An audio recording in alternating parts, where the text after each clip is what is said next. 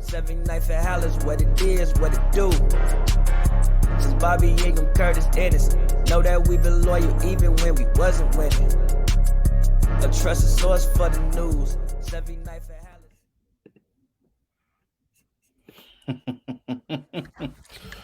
Chicago, stop what you're doing right now. Walk into the nearest corner store, whatever 24-hour store you got. Put your hand in the cash register for no damn reason. Their money is your money. It's time. It's time. Welcome, ladies and gentlemen, to 79th and Halas, episode 217. We were coming in here today originally to do a regular free agency podcast, but then the news dropped. Yesterday afternoon at approximately 2:15 Pacific time. I was working. I stepped outside for a minute, wondered why my phone was going off so crazy. I had 5 missed texts. I had 5 missed calls. I had like 10, 15 missed texts. It's like, who the fuck died? That was my first thing that came to my head. And then I looked, and I saw nothing but Ian Rappaport, Adam Schefter, and it reported that the Chicago Bears have traded the number 1 overall pick to the Carolina Panthers for the number 9th pick, for the 61st pick, which for the first you said the number 2nd pick, yeah, and then the number 9th. You mean the 9th pick or the 2nd pick? No, I said they traded the number 1 overall pick for the 9th pick for the 61st pitch, which is the 2nd round pick, is what I meant to say. A 2024 first and a 2025 second, and then they threw a little parsley at the top with DJ fucking Moore coming to the Chicago Bears. The Bears have a legit number 1 receiver. King Pose was in the media the last 2 weeks talking a lot of shit. You know, he was going on podcasts. He went on Peter King's Monday Morning Quarterback. He was like, yeah, I got like niggas offering me about, a first round pick in every year for the next 3 years. And everybody was like, why would you say that? You're showing your hand. Now, if you're an opposing team, would you trade with them? Now look at you. He got exactly what he wanted. On top of all that, Aaron Rodgers is going to be in fucking New Jersey in 48 to 72 hours. My brother, how are you feeling today? Oh, I'm feeling very good. I mean, I think I'm more subdued than the average Bears fan just because, as I said years ago, when we started this pod, I don't care about names. I want to see it work. And so, unfortunately for you all on this podcast, you're going to get a subdued Bears fan. You're going to get a subdued Bears journalist and reporter because I want to make sure, I don't know, I feel like this is the Dan Wiederer effect. Shout out to my boy Dan Wiederer. He knows, as well as everyone else we work with, that I know what the Bears do. It's probably for us, since we're lifelong Bears fans, it's probably Bears PTSD, but I just want to see it work. That being said, I'm not gonna act like I'm not excited about this. This is a bona fide number 1 receiver. This is someone for where he made his bones and got his 1,000 yards a season was playing under Kyle Allen, Teddy Bridgewater, Sam Darnold, and Baker Mayfield. PJ Washington. And PJ Washington. And since it was outside his first year, which was the tail end of Cam Newton's last year in 2018, he has been the leading receiver every single year. And this year, even though it's different this year because he literally went through 3 different quarterbacks. And so it's kind of hard to get those same stats. He still got 7 touchdowns to go along with like 70 receptions or 63 receptions. So, no, I'm definitely excited. It's just the Bears' excuses will be low. It smells like a lot of PTSD right here. A lot of the Bears' excuses. The Bears' excuses will be low. That's all. That's what you want it to be, though. The Bears' excuses will be low, and so I'm now I was go mode because it's now my main focus. Well, we'll get into that, but no, I had a little Twitter thread on the 79th page yesterday. Yeah, I did peep that. I was like, this nigga must be reflecting. Because you know me, because you're my brother. And also, you barely go on random rants on the page. I barely go on random rants on Twitter. Yeah, I'm not on Twitter as much. I'm more of a Twitter. I lurk on Twitter. I see things. Yeah, I do the same thing. I'm a huge Twitter lurker now. I go on Twitter. I see things. I probably cry laughing. and log Sorry, off. I think you hear my dog chuffing at my door. I see things, laugh at a Twitter or laugh at somebody, but I don't like before I would have the energy to argue, and then I don't care about that. Now I'm just trying to, and I'll be working, so I don't care. But yeah, I did not even know about the trade once again because I'm not on Twitter constantly to know. Though I do have a few journalists with like the tweets active, just because I want to be able to make sure I'm on top of things that already don't know. Because the only thing I heard around my friends and my colleagues was that maybe the Panthers will probably try to get the pick, but who knows when Yeah. it'll happen. And that's all I suspected, Yeah, that's because why I me and tweeted Scott, the PD Pablo gift because I yeah, me saw and them Scott don't Vegas fake the odds and funk. shit. Yeah. We and Scott don't fake the funk. If we don't have a source, we're not gonna say like, "Oh man, this may happen." Yeah. Offer to me, and I see this funny thing. I see it with other teams and their fans or journalists and everything, or newer media who will say, "Oh man, we got this. This is gonna happen." Then it doesn't happen. I remember the Laker thing that happened years ago, where some dude said some trade was Oh gonna yeah, happen. dude. No, he said Kawhi was coming to the Lakers and he went to the Clippers. It never happened. Like, we're not gonna do that. If it's not there, it's not there. And so all I knew was maybe the Panthers, but like that's not a certainty. So I was like, hey, we'll see. So I had logged off from Twitter. I was playing, going through my fourth run through of Last of Us Part 2, a great HBO show, even better game. I'm glad that I've been with this game since 2013. Anyway, besides the point. I look at my phone. Look at my phone. It's 4:33 p.m. and all I see in big bold later, trade happened. I said, yo. And so I click on, I'm like, that's a haul. That is a haul. But I do want to say one thing for Panthers fans. If we have any Panthers fans who are listening, you all did not get fleeced. I just want to let you know you all did not get fleeced. I kind of hate seeing fleeced be the first thing I see on there. You all did not get fleeced. You had to do what you had to do to get the number one pick. You got someone like Bryce Young and CJ Stroud, who, and this coming from a Buckeye fan, I thought CJ Stroud was a suspect until I saw him take off against CJ Georgia. I Stroud had realized, an amazing combine. I'm not talking. The combine is the weakest. The combine should be abolished. I hate everything about it. I don't mind a little pro day if you want to, showcase off your skills independently. But the only thing I care about the combine is just seeing the 40s and seeing human beings test their endurance, because outside that is useless. You, like, for instance, Deebo Samuel ran the 40 in a 4.45, and I think this year is the fastest lineman ran a 4.39 edge rusher. Deebo Samuel would burn him. He would burn him. The 40 means nothing. Bench press is cool. It's cool to see it, but there are so many muscles that go into play when you're blocking. It's not just your chest; it's your core, it's your legs. So I don't care about the combine. Ooh. But brother almost said Columbine. I don't care about the. I don't care about Columbine. I don't care about the combine. That's of no interest to me. That being said, I've seen CJ Stroud against Georgia. I was okay. He's going to be a good pick. And so I say all that to say, the Panthers, you got to do what you got to do to get that bona fide number one pick. You just have to do what you have to do. I'm not mad. So Panthers fans should not feel bad about this.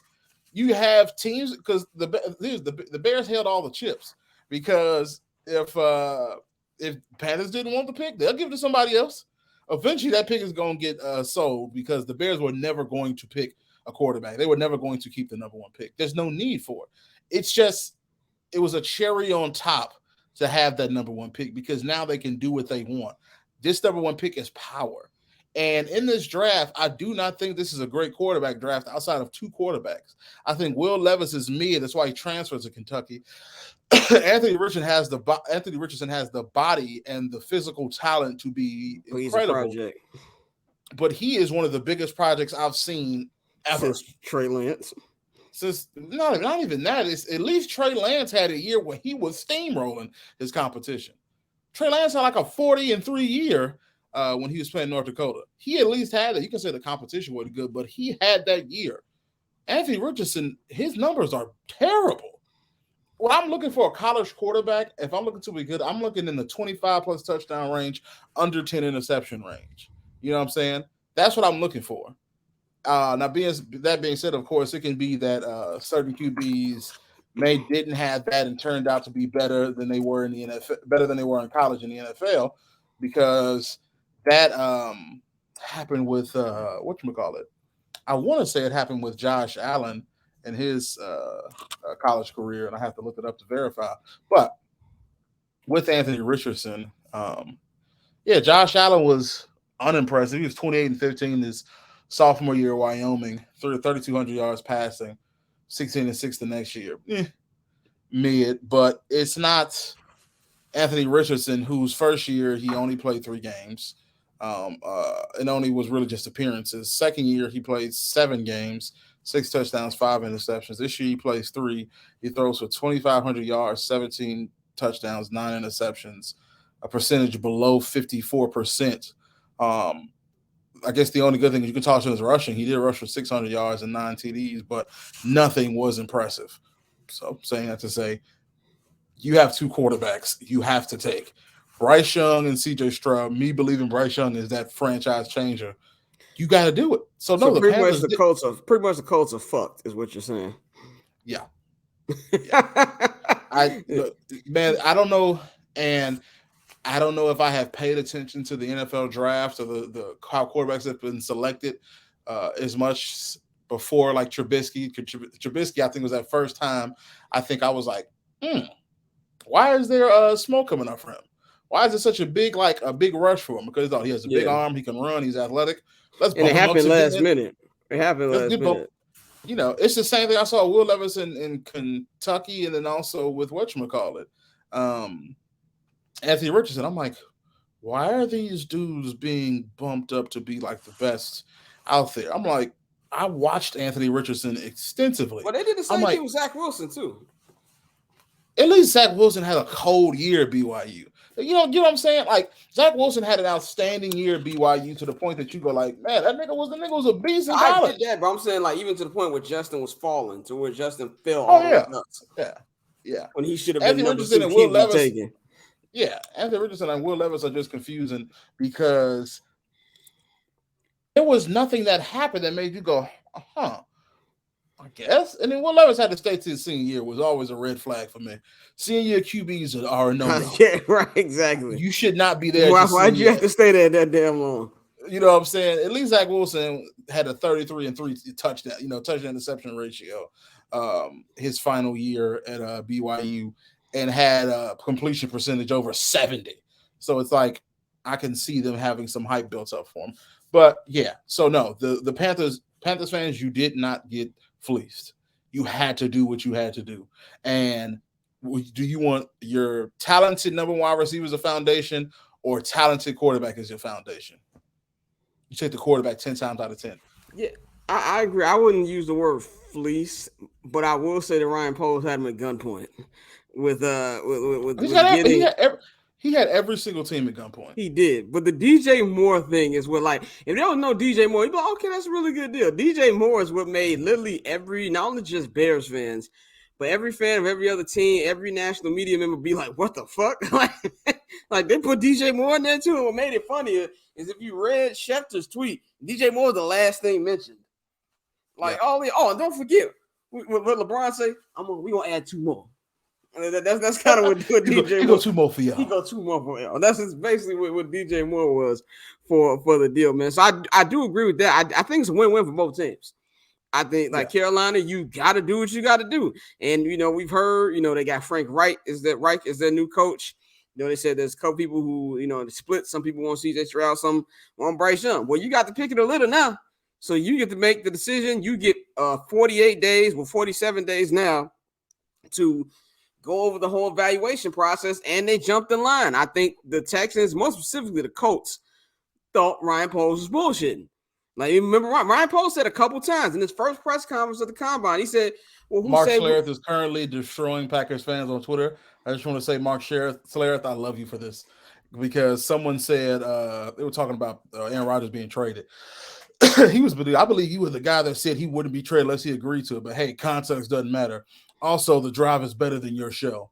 Mark Schlereth said the ring next to the middle one is the ring I won when we opened up the can of whoop ass on the Packers. And it's him putting up a middle finger. Packers fan. And he was like, "You all had 30 plus years with two of the best quarterbacks in the history of the game, and your guys only have 2 rings." Ha ha ha! Wow. Yeah. You know, Packer fans are going through a little identity, not identity, but reality hasn't hit them yet. It's gonna happen. Like it's just like if you heard the Packers president, it's like when your girl throw your clothes out on the front lawn. Aaron just got to come get them. That's really the only difference. And here's the thing. Aaron could come back. And in my mind, I'm preparing for him to come back. I'm preparing for the Bears to not just get a clean sweep, clean slate, and the Bears get a chance to Aaron's just take not the coming division back. The Packers don't want him back. He's either going to retire or he's going to be a Jet. Like I said, I'm gonna give advice to you and other Bears fans out there. Let that PTSD go. Here's the thing. No. You had your time. You've had your time. No, I'm. It's not even Bears PTSD. It sounds like PTSD. It's like when Cleveland fans dealt with Jordan. You had to wait until it was out. Okay, you had to wait. To be fair, Jordan ain't do to Cleveland what Aaron Rodgers has been doing to us. What Jordan did to Cleveland is tame compared to what Aaron Rodgers has been doing to us. Jordan's record versus Cleveland is pretty brutal. Yeah, but that's basketball, though. How many times have our dreams been shattered by Aaron Rodgers? A lot of damn times. They never had a chance because they knew he was there. Let's just say the Michael Jordan versus the Eastern Conference. Let's just say that's fair. He never had a chance. Michael Jordan versus the NBA. Let's be 100% real. You just never had a chance. Okay. But like I said, it's not Bears PTSD to say when he come back, man, I'm gonna be afraid. No. Ain't nobody's not afraid of it because I didn't see fear in Justin or any of the young guys' eyes on playing the Packers. They were playing their hearts out. My only concern is to be the man. Woo! You gotta beat the man. Which is the only part I'm upset about. And so, in order for me to believe, it's either I have to see that tweet from Schefter that says Aaron Rodgers and the Jets deal is complete, or the Bears just come out and steamroll the Packers. I have to see it to believe it. I have no faith that happened, but I know Packers fans, regardless, hear those footsteps. They know. It don't matter if he comes back. They know it's changing. They know. The division don't care about you no more. If Rodgers comes back, it's gonna be like that scene in what was that SpongeBob or American Dad? What it was like, how many times do I have to tell you, old man? SpongeBob. It's gonna be like I love the young folk. How many times we have to teach you this lesson, old man? It might be like that, but I'm with you. But if it wasn't for the Packers saying like, yeah, we don't want Buddy back, like I would be with y'all. Like, let's wait a little bit. But they also got to see what they got in Jordan Love. He's on his. They got I think he's in the 5th year, or his 5th year is next year because they didn't pick up his 5th year option. No, so, I'm pretty sure this is a show and prove it for him. Yeah, so they got to know what they got in him. You know what I'm saying? But long story short, let's get to how we feel before we get to voicemails. We watched all them games last year. I did 10 games. This is his 3rd year. Same as Justin. He got drafted the year before Justin. The same to me. No, Justin got drafted 2021. Jordan Love was drafted during the 2021. He was drafted 2021? 2021. Same year. You sure? I'm looking at it right now. 2021. Okay, I could have sworn it was the 2020 draft, but okay. And I know because you're a dick, you're looking up what I just to verify. Of course, 2021. Of course I am.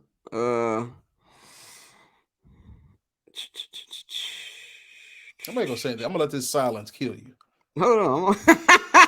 Hold on. We gonna look it up right here. You are correct. Yeah. I'm looking at it. You are correct, my friend. You're hard-headed. I am. I'm very hard. No. I am right. Jordan, that's when he played a game. He was drafted by the Packers in the 1st round of the 2020 NFL draft. Yeah, nigga. Fuck you. I knew I was right. I knew I was fucking right. He got drafted because that's what pissed Aaron Rodgers off. It was 2020 because it came out of nowhere. Nobody saw it coming. It was a draft that it was virtual. And that's when that nigga Roger Goodell was tweeting a lot, was doing a draft live from his bedroom. Yeah, I knew I wasn't tripping. It says 2021 is the 1st year he played. Yeah, that he didn't play anything in 2020. 2021 is when he got on the field. He didn't play any minutes. I don't believe you. Look at his Wikipedia. 2020 NFL draft. I don't believe you. you just doing the no. We finna look up round by round now. NFL. What are you talking about? I'm just looking at football pro reference, and it just said Yeah, 2021. because that's when he actually got on the field. He didn't play a second in 2020. I'm sorry, bro. This is my truth. My truth is that I don't believe you. Your truth is that you don't believe it. 13 quarterbacks were selected, and then he was in 2020. Yes, I was correct. Anyway, My truth, brother. I anyway, don't think so. so we did all these games last year. I did 10 games. How many games you do? Like you did 10 too. We both did 10. I did 10 too because I was sick several Yeah. times. Yeah, so we both did 10 games. We saw how many games that Justin was in all due respect to these men, because they are professional athletes. They are better than any of the other, really than a great percentage of people who play football. They're great. But we saw him throwing passes to people like Affirmative Action St. Brown. Shout out my man on Twitter who said that. You know what I'm saying? We've seen him throwing to the Dante Pettises. We've seen him throwing to Byron Pringles and things like that.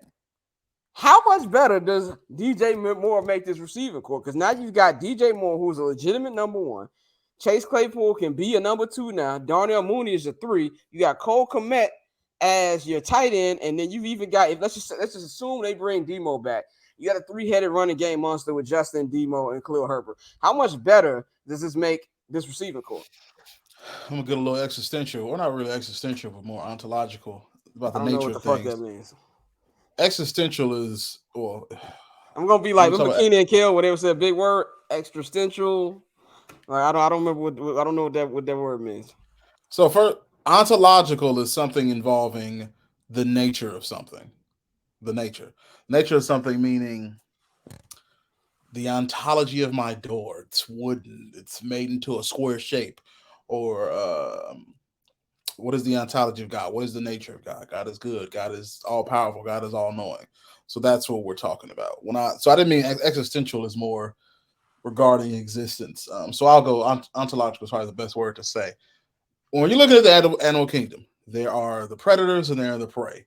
When you're dealing with some people have a mouse problem in their home. That's what do? You bring in a predator, like a cat.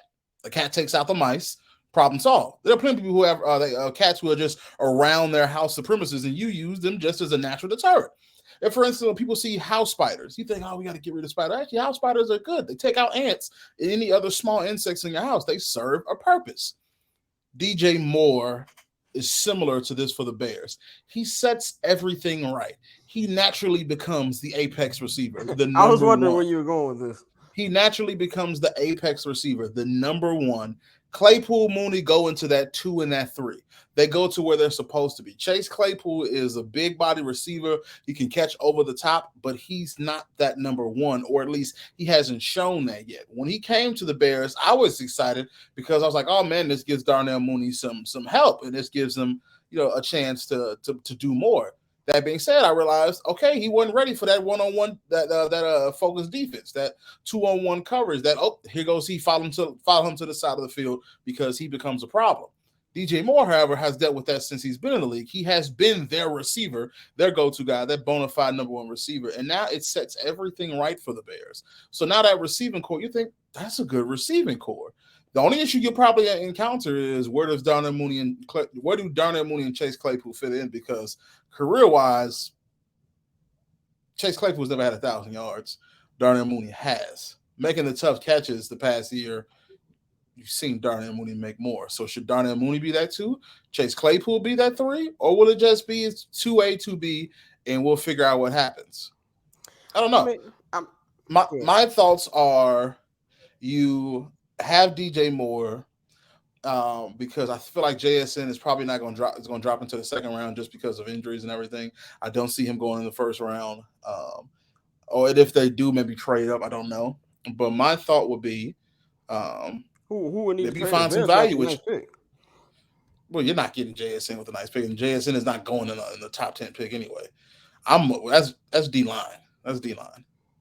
Yeah, wide receiver is probably. We'll get to that topic in a minute. But go ahead. probably at least to a concern. But like I said, DJ Moore sets the receiving core straight. Now people have their bona fide roles. Now they can focus on themselves, and the defense can't occupy one person because if they do, the next person gets out. You want to double DJ Moore, you're going to find Claypool and Mooney open. Now their needs go into running back. Their needs go into defensive alignment. I think this becomes a tertiary need rather than it's the primary need. Okay, so I don't think it matters like who's the number two. I think that while you were correct, Darnell Mooney does have the better, has had more yards than Chase Claypool. I'm one of the few people who to this day I still don't give a fuck about what they gave up for Chase Claypool.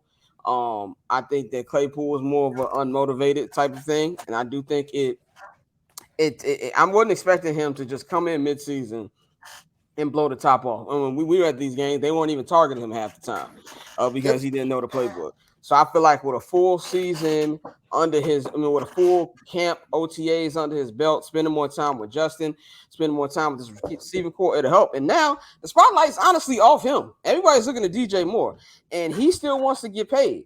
So now you got to share the spotlight with a legit number one, and also with Moon, because Moon is like, nigga, I'd have been here longer than both y'all. Like, yeah. You know what I'm saying? Justin, my boy. You know, Justin's not going to stop throwing the Moon just because he got these two. They got a special connection. They're actually friends in real life.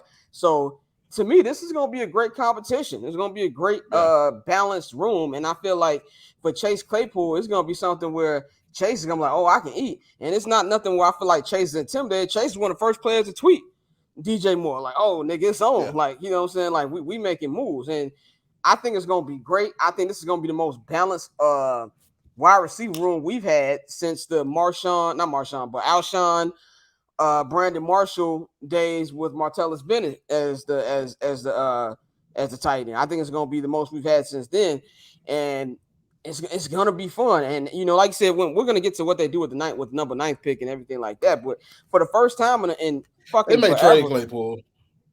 I don't think they're gonna do that, but 1 year left on this contract. It's a very minimal contract, and if you're trying to get yourself someone like JSN, don't be shocked. Don't get me wrong. If they trade Claypool and then draft JSN, you will see here no problem for me. But I'm just saying, I don't think it's gonna happen.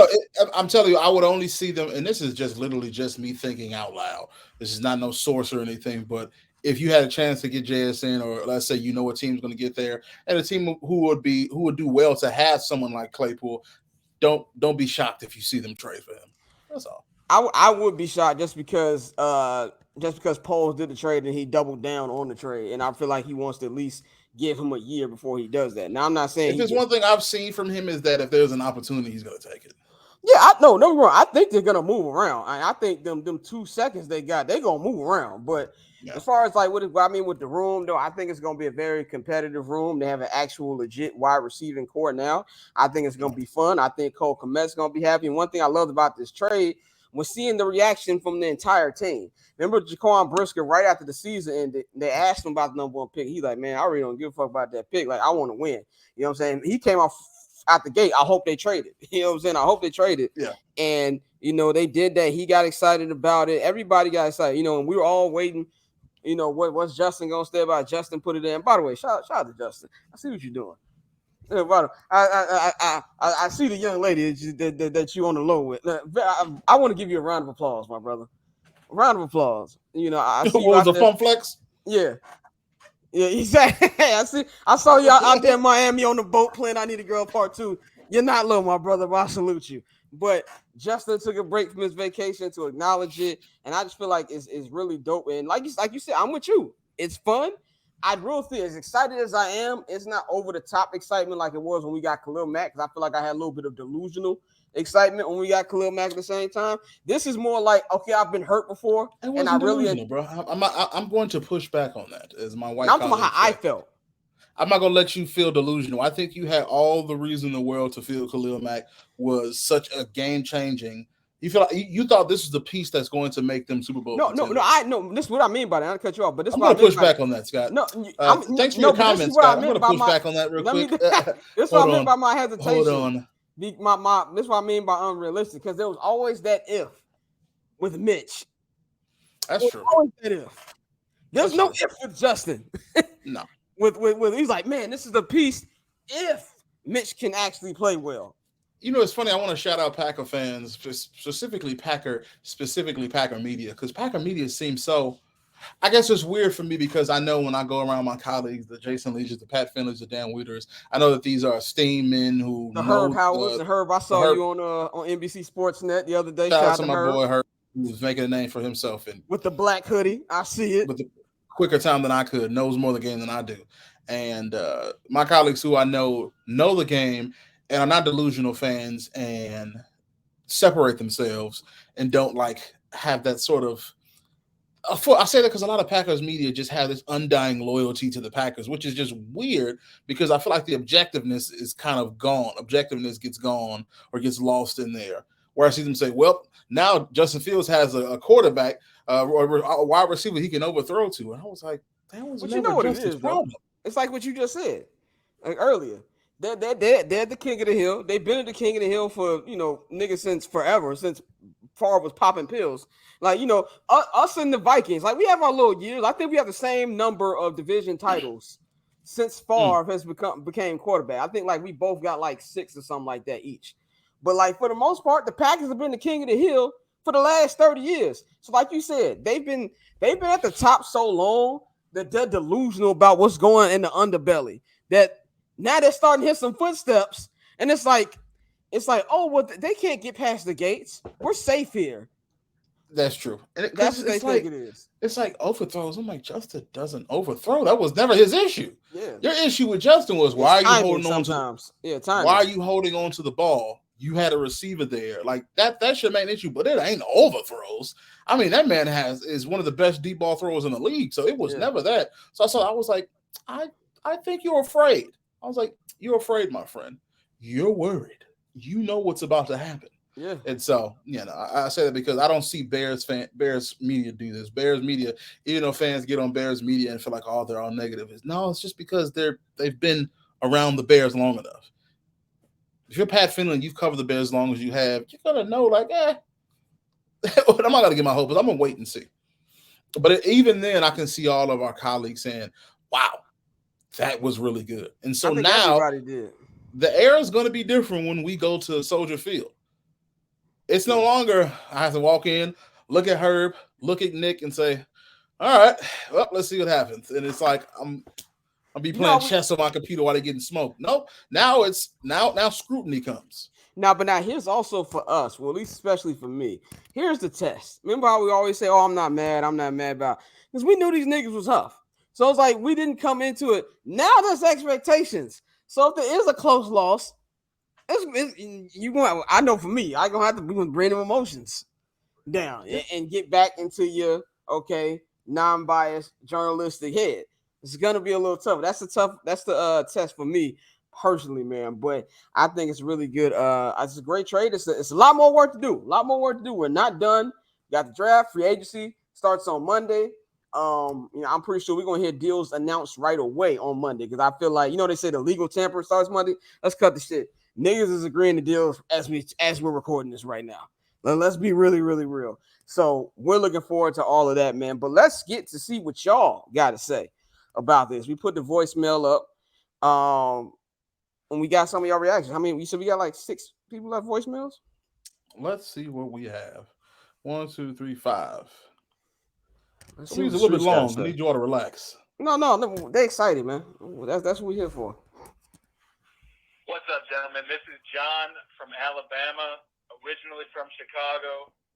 First off, I just want to thank y'all for being the voice of reason for what was an abysmal Bears year.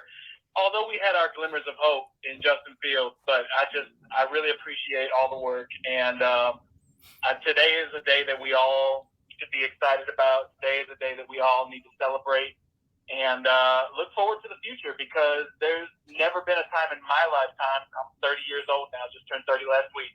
There's never been a time in my life that I've been this excited to be a Chicago Bears fan. And I think that's saying something. So nothing else to say but bear down, baby. Yes, sir. No, that's no. There has never been a time like this in Bears history. Like this. This has never existed. Where it's done right. I don't care about 85. 85 ain't history. There's never been a time. There's never been a time when you're like, And like, because you have to like shout out Adam Rank, who I saw him like it's so funny. When I saw him in Halas Hall, I was like, "Oh, Adam Rank," and then I left. I was like, "Oh, that was Adam Rank." So shout out to him. I'm gonna link up with you, Adam. Chat with you. Definitely can come on the show. Come on the pod, man. Come on the pod, chat with us. But he said the Bears are in the modern era, and that should scare people because the Bears in the ancient era, the George Halas days, were a dominating force who were ahead of the curve. The defense, the running game, that was the system for the NFL, and the Bears did that with notable exception. And so now the Bears are in that modern age, and if they are, then there's something to be worried about, NFL. Next one. Yes. What's up to my fellow Bears fans? This is an absolute haul. I'm so excited. A fantastic move by Ryan Poles. And we got the pick for next year, too. I already see Marvin Harrison Jr. in a Bears uniform. I'm about to bust, man. Dang. Shout out to fellow Bears fans. You're finally out of the darkness. Go and see the light from here on out. Very excited. Thank y'all. Now that first round pick is dangerous next year. Yeah. It's dangerous. And I'm gonna tell you why it's dangerous. Even though both of us fully believe in Justin. I just want to put that out there. No. I'm talking about the pick you got for the Panthers. No, that's why. No. I'm with you. No, I'm clearing the lane. Let me say what I was gonna say.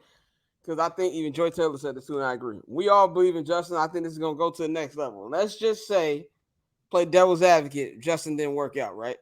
You got a top 5 pick and you got a second rounder, and you can move up to get Caleb Williams if you needed to. I'm not saying that that's gonna be the case because we both believe in Justin, and I believe Justin's gonna go to even new stratosphere now that he's got an actual receiver. I'm just saying if that happened. Ryan Poles gave himself a hell of a safety blanket. Oh, that's an ingenious safety net. Yeah. That's an ingenious safety net. Because if you do get that first round, and make no mistake, the Panthers are gonna be ass. They're gonna be right back in top 5 territory. They're gonna be terrible. And so if Justin's great like we expect, Marvin Harrison Jr. Come on down. And then it's like, all right, Mooney or Chase Claypool, one of you go niggas find y'all some work.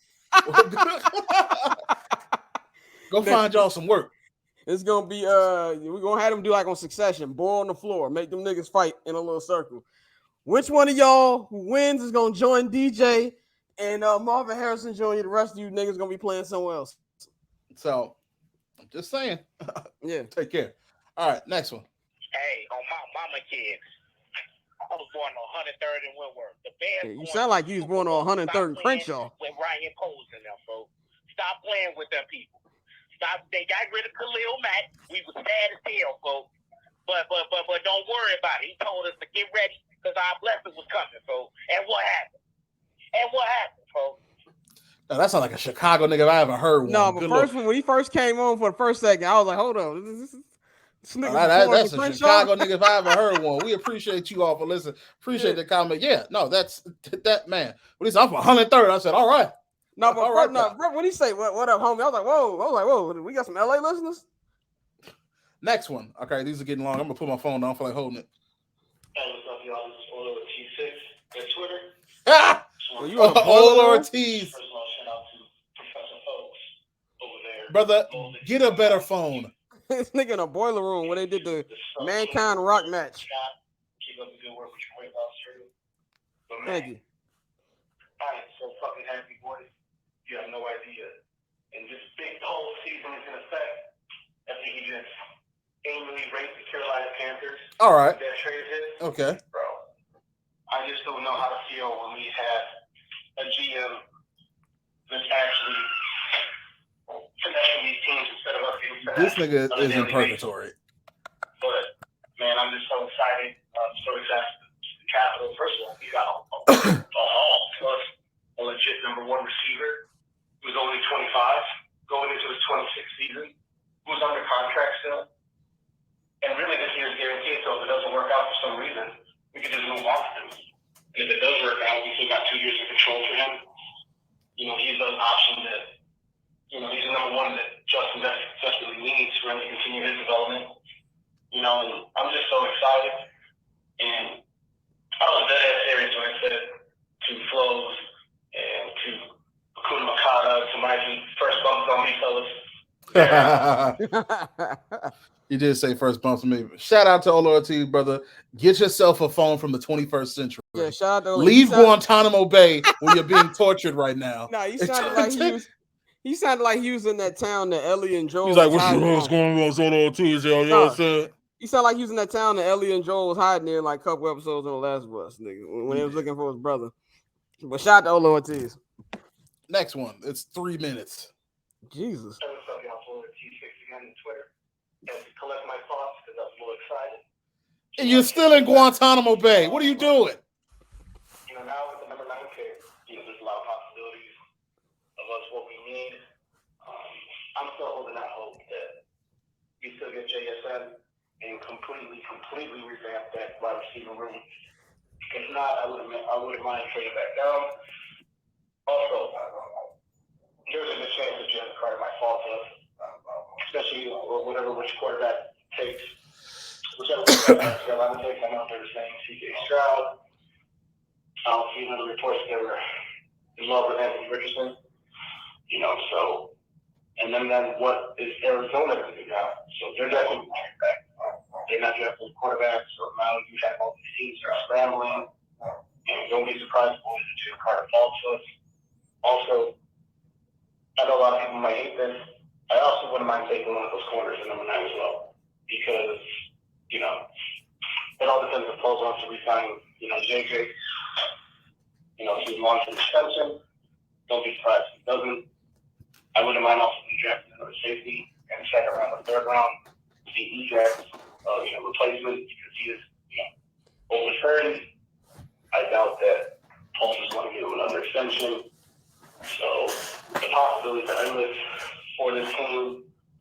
Also, I'd rather spend all our money on free agency. Well, not all, but like a good chunk of it on the O-line. Like, I'd rather draft D-line. I would have draft D-line prospects in draft. I've been reading reports that they said that O-line prospects bust out the quickest now in the NFL. So, I know people are running Skoronski. His arms are short. Moore might be a guard. I know there's Curtis Johnson there as a left tackle. But Poles, love my man, the left tackle, I'm forgetting his name. I'm going to put a time limit on you niggas' calls. I'm blanking on it. But I think also, too, a lot of Bears fans have got sour tastes that Detroit game in their mouth for Jones, my bad. And I think that's what a lot of Bears fans had in the Detroit game, which was terrible. But if you look, he was improving every game. I know PSF, you wipe your ass at them, but they were grading him good. A lot of other, sites were actually grading him pretty good. So I don't think that they're going to get a left tackle. Now, I would get a guard and a center, but I think a lot of the pressure was coming up the middle. So I'd rather solidify that in the free agency. Also, later on, I really like Sam Laporta as our tight end. I know a lot of people were running Darnell Washington because, dude's a monster. He's a tremendous blocker, but you need that wide tight end.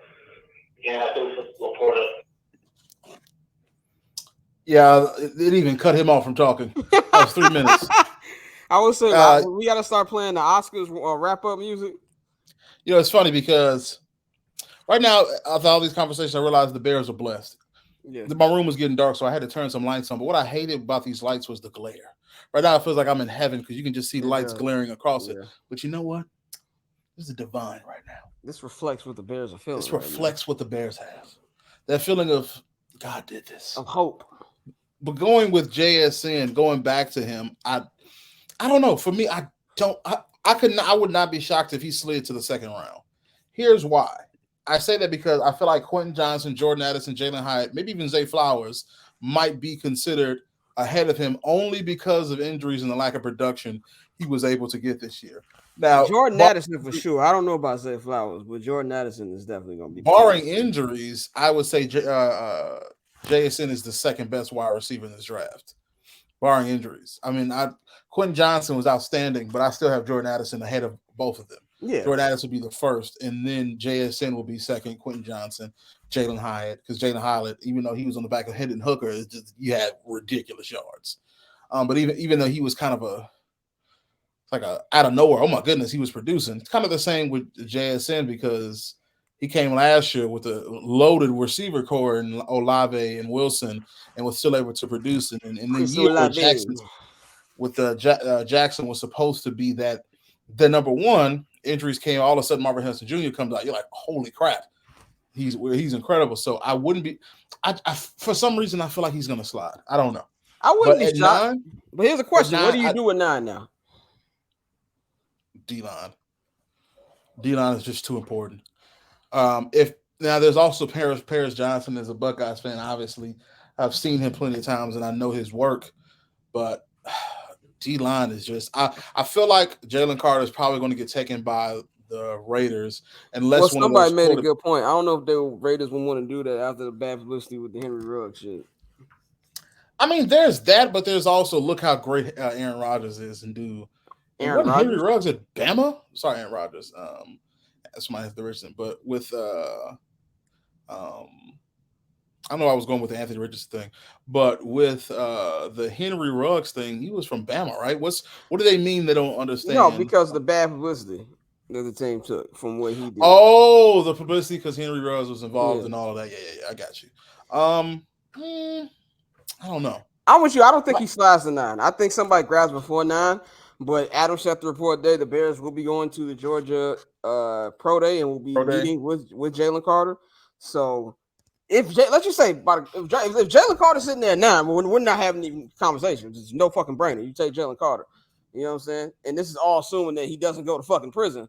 But assuming he's actually gonna get drafted, you fucking take him. My thought is, you definitely take him. My thought is you're probably going to get CJ or Bryce Young are going to be split between the Panthers and the Texans. I don't know where it's going to go from that, but they're going to go there. Arizona is probably getting Will Anderson. Arizona's trading back. That's like all the rumors that they're trading back. If not, that's where I would settle in. And then the Colts, they're going to go either Levis or Anthony Richardson.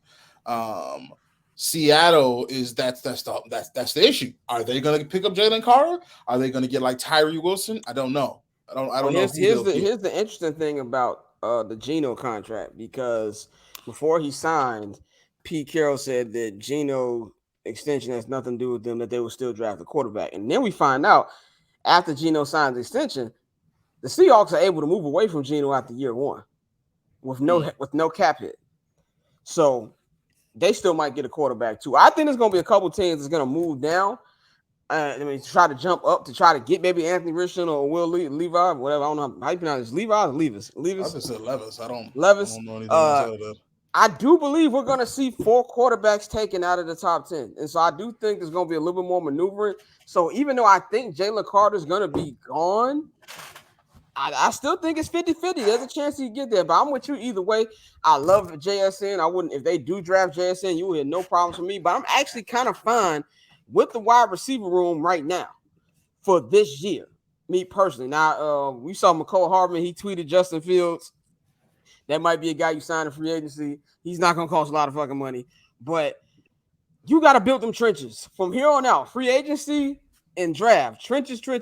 Offensive line and defensive line. That's where it needs to be. And that's why I think that's going to go. And I also feel that the Bears are going to have so many options at pick 9 because of all these quarterback-hungry teams. And I really think that he's going to go best player available because the Bears have too many holes, I feel, to just go by fit. Yeah. I have right now, for my understanding, like my take is someone like Jalen Carter is probably – I don't think the Lions would pick him up because I don't necessarily think that's their need right now. Jalen Carter they pick before after us, don't they? They pick 6th. Okay. Because they got that from the Rams. I don't see whatchamacallit. I feel like they're going to probably look for edge rather than look for a interior lineman like Jalen Carter. So that's just my guess. It's still probably flip-flopping with CJ Stroud and Bryce Young, Will Anderson. But I believe those are the 3. Those are the 3. I don't know right now. I don't know. But I do know it's Seahawks and then it's Lions. What they will do, I mean, there's just so many ways they could go. What do you feel But I about wouldn't Peter be shocked. Gronkowski at 9, the offensive lineman from Northwestern? No, Been a lot of smoke around him. I don't trust anything from Northwestern. So no, absolutely not. But if the Raiders do get Will Levis at quarterback, if he drops, then I'll be like, well, maybe I don't know. Who knows? But if Jalen Carter falls, Miles Murphy falls. Well, Miles Murphy may just fall anyway. I'm not sure. So it's so many things regarding so many possibilities that I'm honestly outside of the top three. I don't know what's going to happen. I don't even have a I mean, the glimpse into Panthers what they don't would even do. really know what they're doing. So it's going to be a lot of things that we know that Ryan Poles going to prepare, man. And we saw last year the draft. Ryan Poles is going to jump around in this draft. Like, this nigga's not done trading. He Yeah, finessed. Yeah, he came into the draft last year. First NFL draft with 6 picks, left with 11. yeah, He's gonna. I think the 53rd and 61st pick are gonna be traded. Because then they yeah. might go get them a tackle. Like, you know what? We still want JSNs. We're going to trade up higher in the second round to go get him. I mean, you also got to consider freaking Christian Gonzalez, who, uh, Oregon. He's a cornerback from Oregon. You got Tyree Wilson, who's a Texas Tech. Tyree Wilson, yeah. That nigga, Tyree Wilson, Giannis, who's a Texas Tech. He's an edge rusher. 6'7". But I mean, I don't know. If it's just a tough decision for them to make. I really don't know if they got Jalen Carter, or if Jalen Carter's off the board and they decided to get uh,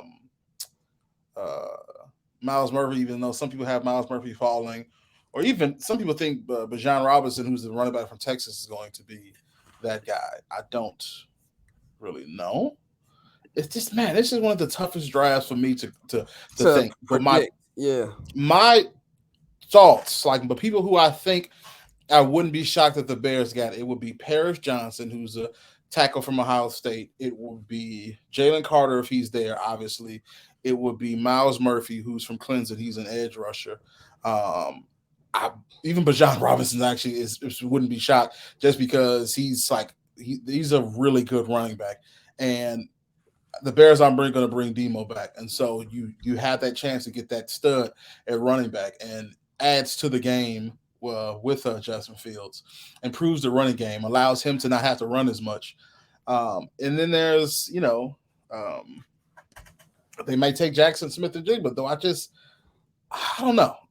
It's weird with me because I feel like he's just going to drop, but because he had such an outstanding year last year, barring injuries, if he doesn't, even if they got him, I wouldn't be shocked. So Yeah, I think it's going to be a lot of. There's really no way that the Bears can go wrong. I believe with the number 9 pick. There's so many places, so many holes they need filled. But it's going to be exciting.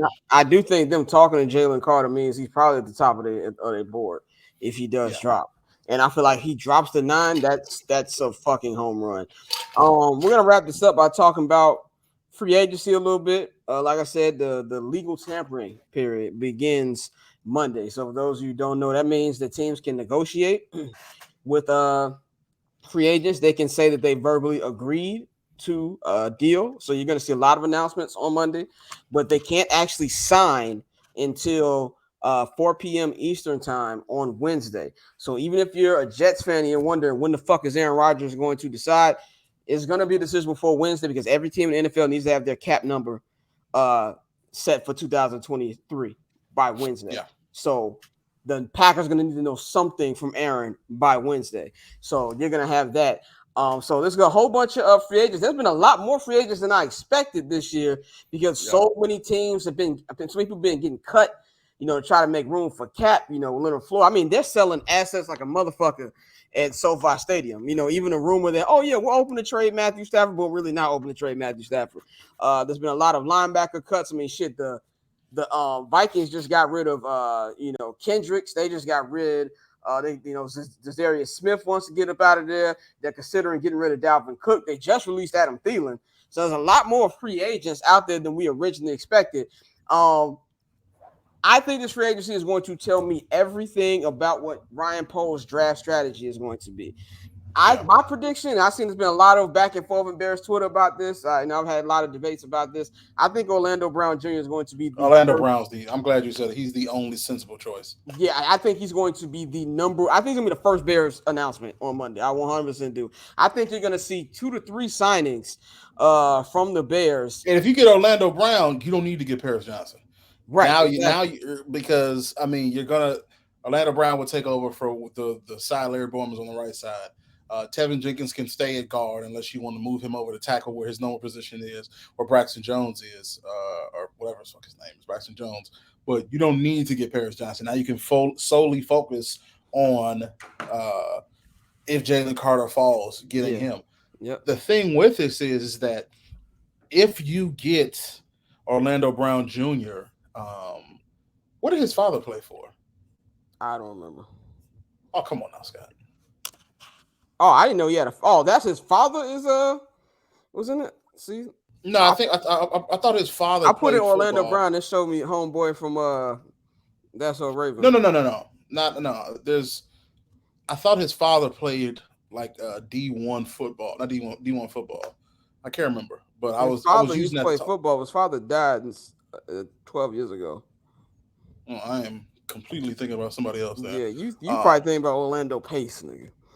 No, I know who Orlando Pace is. Oh, shit, I thought his father was. Yeah, I thought his father was somebody else. Anyway, I think he's gonna be the first announcement. And I saw a lot of Bears fans are hesitant about it. It's like, well, he's not that great. Yeah, he's not. You know, he has his flaws. But nigga, did you see this offensive line last year? He's a pro. He's a pro. You know what I'm saying? It's like, well, if you look, I mean, he's not that great because Patrick Mahomes always had to run on his side. Here's my thoughts about that. It's so much more to the offensive line and it breaking down than just one man. Yes. This is somebody who's been at the top of his game since he came into the league. That's such a big freaking jump. So yeah, I don't know about that one. He was a lineman of the year when he was in the Big 12 at Oklahoma. Yeah. So no, I don't know about that one. I don't know about them saying like they would get him. Why would you not get someone who's proven he's like a 5-time Pro Bowler, proven in his position over not having someone, that you can't be sure of? I would 100% take Orlando Brown. That would be an immediate choice because Larry Borum's not the answer. You get him.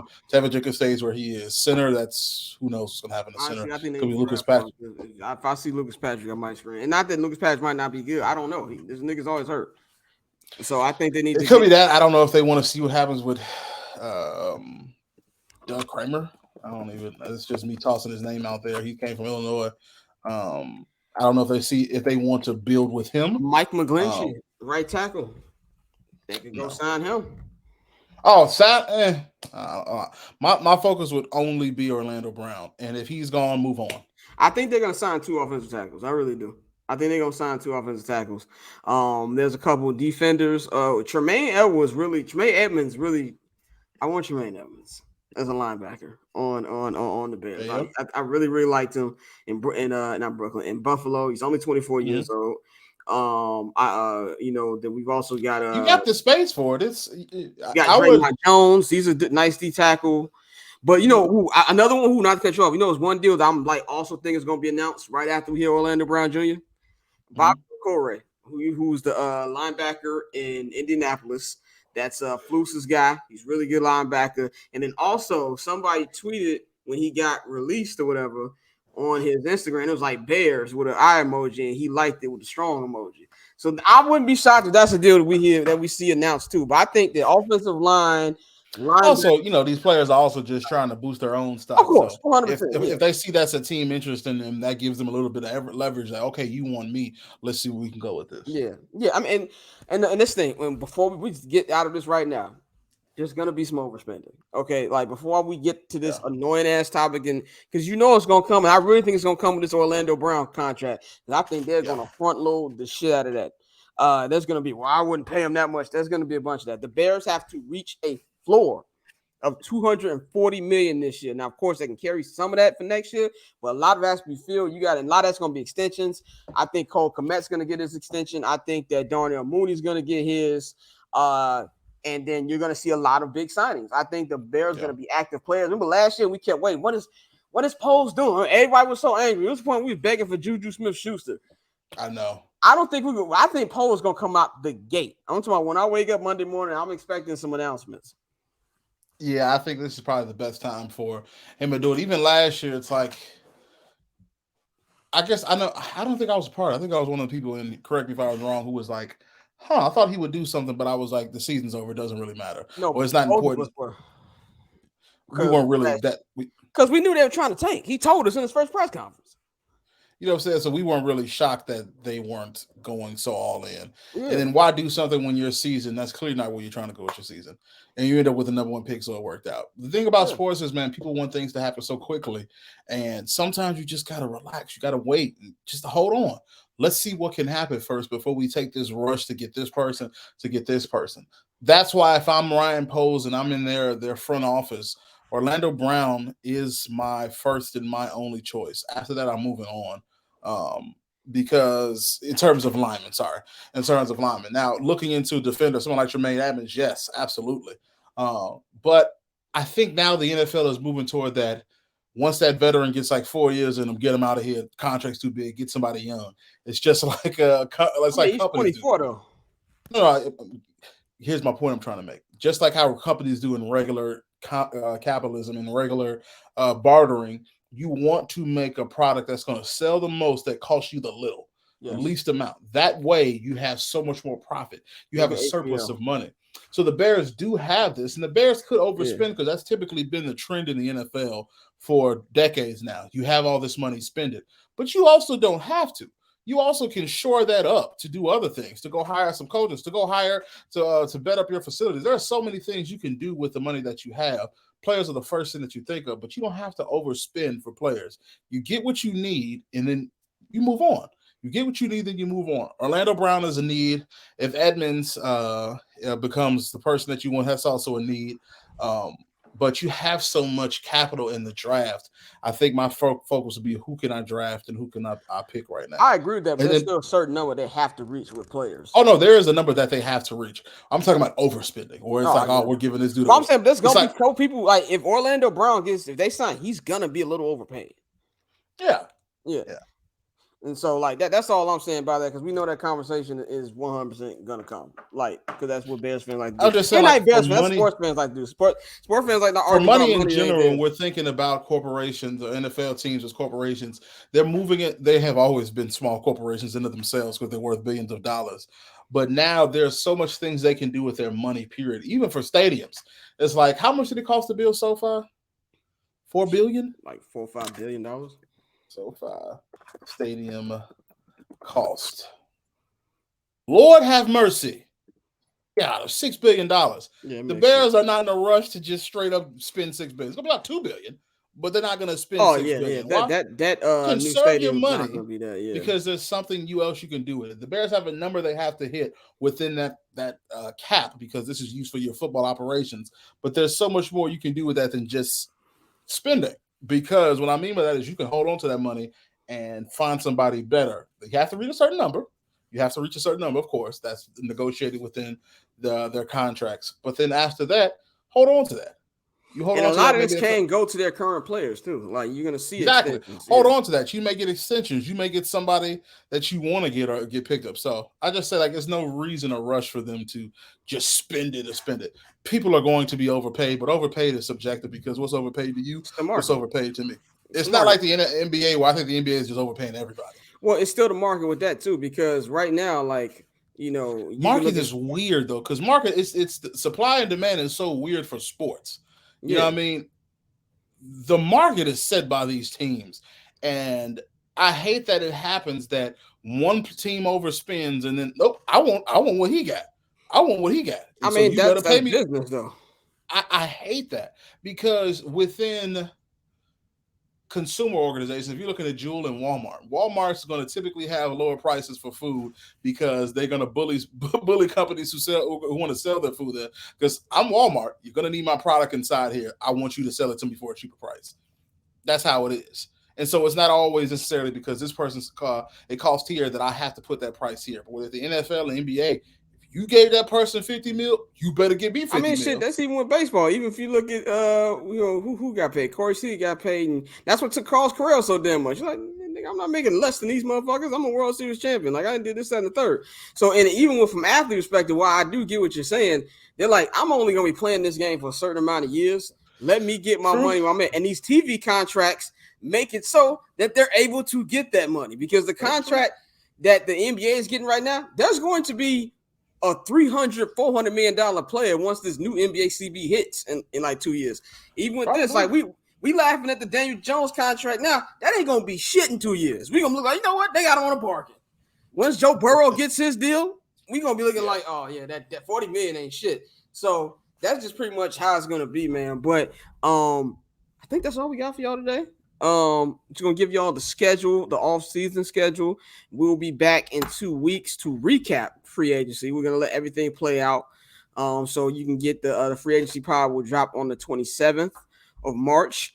We're gonna have a special, we're gonna have an interview pod. We're not gonna tell y'all who we interview. We're gonna have an interview pod up in there, and we're going to do 3 different position breakdown podcasts in the month of April. We're going to do defensive line and defensive tackle breakdown pod of guys who we can put who the Bears could potentially draft. We're going to do offensive line breakdown pod, and we're even going to do a wide receiver breakdown pod. Now, even though wide receiver isn't a pressing need like it was 48 hours ago, we're still going to break that down. You never know what Ryan Poles has in his hands. And, of course, we'll be at the NFL draft, and we're going to do daily vlogs and drafts and podcasts like we did last year in Vegas. It'll be a lot more organized this year because we actually know what the fuck to expect. We were tossed in the fire with that. We thank you all for providing and helping us through GoFundMe, having the money to get out there because you all literally paid our way. But now that me and Scott's financial situations have stabilized, and we have more time to plan it. We have more time to plan it. The NFL doesn't approve credentials till like 2 weeks before the actual event. So if you're somebody who's trying to get started in media, just get your hotel, get everything set up. So when you get the approval, you're already good to go. Yeah. But dates to look for Bears fans, you got rookie minicamp that's going to be May 5th and 6th. One of us will be there. Yes. I may just be there for a day. I'm not sure. OTA start May 22nd through 23rd, and then the 26th. It comes back from May 3rd through June 1st, and then June 5th through June 8th.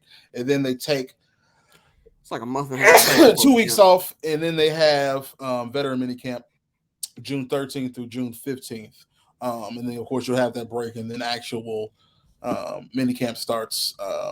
And, yeah, all the fun stuff as we lead up to the next season. It's just amazing how, for some reason, it seemed like, oh man, it's going to be so long until football starts, and I have to wait. And then I realized I got like 24/7, 365 league now. I got really because when did the Super Bowl happen? February, whatever it was. February 13th. So it's a couple weeks ago. Yeah, almost about a month ago. And now we're already starting about, all right, well, we got the draft next month. After the draft, we got rookie minicamp. After the rookie minicamp, we got OTAs. After OTAs, we got veteran minicamp. And then we're going all the way into regular off-season workouts, or regular off-season training. So that's, yeah. There was big crowds at training camp last year, but there's going to be enormous crowds at training camp this year. Oh, man. It's going to be I'm going to have to leave. Whichever practices we go to, niggas going to have to leave wild early. I've been fucking finally getting my back underway and having physical therapy so I can walk all this distance in this sun because I know it's gonna be hot. Yeah, so, it was disrespectful heat during training camp last year. I feel like it's just hotter in Lake Forest for whatever fucking reason. I kept saying minicamp. I couldn't get the word in my mind. Yeah, but that's all we got for y'all, man. I'm going to upload this as soon as we're done recording so y'all can listen to this today. I will have the video up by Monday, but the audio. And also, this season, I'm looking forward to some expedited upload times because I finally have come into the 21st century and upgraded literally every piece of technology that I have, from a new phone to a new Mac to a new camera, tripod, and everything. I'm hoping to get everything out quicker, easier, more streamlined, more content, just so you all can keep up with us. Also, me and Scott are focused on quality over quantity. We want to make sure we're giving you all the best possible instead of saying, here's a hot take I'm going to throw out. Like watching. Well, when you have a bad football Redick. team, you have to be creative with your rundowns because only so many times you can say, well, these niggas lost again. So you got to be real creative with your rundowns when you watch. And that's not me saying the Bears are going to be Super Bowl worthy next year. No, like this is still a process. But there will be a lot more competitive games. There'll be a lot more wins. And I do believe this team, when everything is all said and done, can compete for a wild card spot, especially if and when Mr. Aaron Rodgers is a New York Jet. Then it's going to be pandemonium in the North. If the funny thing, I would love for Aaron Rodgers to go to New York and he has a good season because I can watch him and say, wow, what a great throw, Aaron Rodgers. The minute he leaves his team, I don't give a shit what he does. Just get out of my life. I don't care what he does. They can win 3 in a row. I won't give a fuck. He was a terrible person. I was very much a fan of him. But then I found out he's a piece of crap, and so I don't really care. I just need him out of my life, and I can't wait for to play Jordan Love twice next year. That would be. I'm gonna look forward to Packer games now. The team that's gonna win the division next year is the Detroit Lions. I'm not worried about Jared Goff. I'm sorry, I just never will be. The team that's gonna win the division are the Detroit Lions. I'm not worried about the Detroit Lions. You write that down. You can send it to 8 Mile. I'm not worried about motherfucking Detroit Lions. What's her name on Twitter? Centrella, one of the biggest Lions fans that I see on Twitter. I'm not worried about the fucking Detroit Lions. She's like, I can tell you ain't from the city. I was like, I don't want to be from there. Excuse me. I have working street lights. I don't want to be from Detroit. Look, all love Detroit. I'm not worried about no goddamn Lions. It's not even a team. I think they got a great roster. Hey, man, I'm not worried about Jared Goff. I'm sorry. As you all know, Detroit was me and Scott's second home for years when we were shorties. We were constantly in Detroit, which is insane to think about because Detroit was rough then. But we were constant. Detroit has gotten so much nicer. I really like Detroit. I like Detroit too. I look forward to going to Detroit. I like Detroit. Did you go to Detroit this year? Yes, I did. It was the last game I did this season. It was so nice. I really I fuck with Detroit. I'm just saying you said it like it's like fucking Mayberry now. Of course, it's an inner city. It will never be rough. But I love what Detroit's doing, and I love what Detroit, the city, is doing, and I love what the team is doing. I really think they're going to win the division next year. Hey man, as long as Jared Goff is quarterback, unless if Justin goes to the stratosphere, all bets are off. That's all I'm gonna say. And I'm not saying that they can't win it. I'm just saying I'm not worried about Jared Goff. That's true. I'm just not. I don't give a damn. He had a good season last year. I'm not worried about Jared Goff. I like Man Campbell, but I'm not worried. Look. Man Campbell is hilarious. You never heard that before? I have not heard. That's what Pat McAfee calls him, Man Campbell. I want Chicago Bears Hard Knocks. Well, they're one of the teams that's being considered this year, and I do think the Bears are Hard Knocks because the NFL made them because they don't like no cameras around at Halas Hall. How dare we show you our moves? I still hate that. And I'm interested with this is probably all top before we get off with the upcoming mayoral elections because Big Sue Lightfoot is out. She's gone. The Bears won't have to deal with her as the mayor because it's going to be more than likely Paul Vallis is your mayor. Brandon Johnson, even though he's supported by the teachers union and I was voting for him, I'm pretty sure Paul Vallis is going to win. When he assumes the mayorship, he has an opportunity at his hands. If I'm mayor, brother, I will tear down McCormick Place in any museum nearby for the Bears. I'll be like, you can have anything you want. I mean, I will tear down Lakeshore Drive. Well, I agree with you. They just the sale is complete now, though. That don't mean there's so many things they can do with that Arlington thing. Trust me, the Bears still there are so many things they can do with Arlington. And this is why at every single email we get from the Bears Communications, it said, by no means are we saying this stadium is happening. Trust me, if the city of Chicago said, we'll give you anything, blank check, taxpayer dollars, they would stay here. I think that shit is a wrap. It's over. They're going to Arlington. Oh, it's a wrap as of right now. It's a wrap, period. That's also part of the reason why they brought Kevin Warren in. That shit is over. Okay.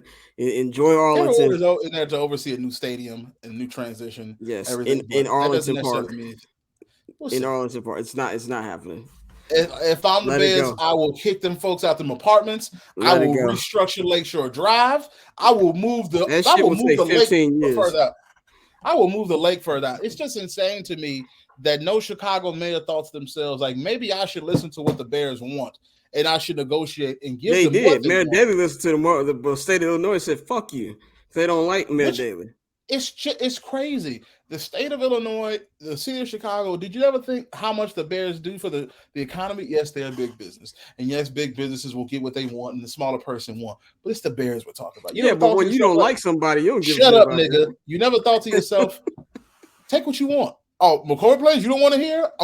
I'm mowing down McCormick Place. If they like Field Museum, the aquarium, I don't care. If they liked Matt Daly, yeah, they don't like him. So like, fuck you, nigga. We don't care how much sense it makes. Fuck you. It's crazy. It's crazy. Anyway, I'm going to enjoy Arlington Heights. I just wish it was still Chicago. Whatever. I made my peace with it. Arlington, let's go. Hopefully, y'all have better food for the media by then. The first thing, Scott. Now that's the biggest problem. But that was the city of Chicago doing that. I think. No, it's who the Bears hired. So you might still get trash food there. I hope not. I hope not because they need to get Scott that. will judge you by your popcorn, Bears. Yes, get your. Everybody who go to Staples Center, shout out my man at the Staples Center media room. I come in there after I eat, after I have my good food. I come downstairs after I come back from shoot around. I get me a big old box full of great Staples Center popcorn. Throw little pretzels in that motherfucker. Shake it up. I'm good to go for the rest of the damn game. So I need y'all to get y'all game. Best food we've had. Atlanta by fucking far. Yeah. But easily. They had red velvet cookies. Yeah. Easily. And that Mercedes-Benz Dome was my favorite non-SoFi stadium. I love Mercedes-Benz. It was great. It was very nice. It was great. It was very nice. It was great. I still like Vikings. I will know what I'll know what that looks like this season because I'll be going to that game. But SoFi is still the GOAT. SoFi is a GOAT. Oh yeah, I'm pretty sure they'll be. Are the Bears playing this year? No, because they're playing an LA team, but it's here. No, they are playing a Charge. No, it's in SoFi. It is a SoFi. You're right. I'll see you soon. Yes, that's good. That's a game I ain't got to travel for. So that'll be good. But that's all we got for y'all today, man. You know to follow us on Twitter at BarbChair Scott, at Flows and Eleni, at Barbers Chair Net. Subscribe to Patreon, patreon.com/Barbers Chair Network. And of course, man, we'll be back in 2 weeks, man, to break down the newest members of the Chicago Bears via free agency, man. We'll holler at y'all.